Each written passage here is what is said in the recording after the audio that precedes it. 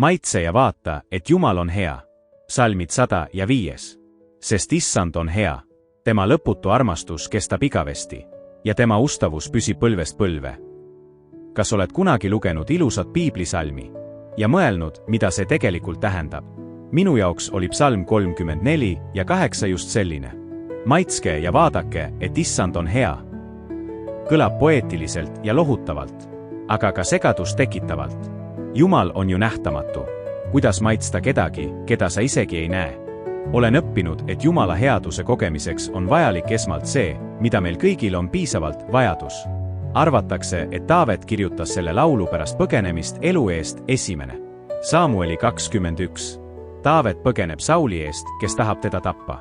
Ta põgeneb Gati, kuid sealne rahvas on kuulnud tema lahinguedudest. Kartes elu pärast, teeskleb Taavet hullumeelset, et vältida vigastamist. Gati kuningas Akis laseb tal minna.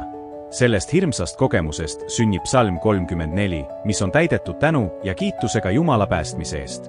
Taavet kirjeldab Jumalat, kes kuuleb, päästab, vabastab ja maitseb hästi. Kõlab veidralt, eks, kuid püsime teemal. Taavet oli meeleheitel, hirmul ja suures vajaduses. Just seal kohtus ta Jumala headusega. Kas pole see sageli tõsi ka meie jaoks? Kui kalender on ülekoormatud ja kõik vajavad midagi. Kui su laps on raskustes ja sa ei tea, kuidas aidata. Kui oleme viimase piirini kurnatud ja tunneme, et meil pole enam midagi anda. Just siis avastame, et Jumal pole ainult olemas, vaid ta on hea. Aga kuidas me teda maitseme?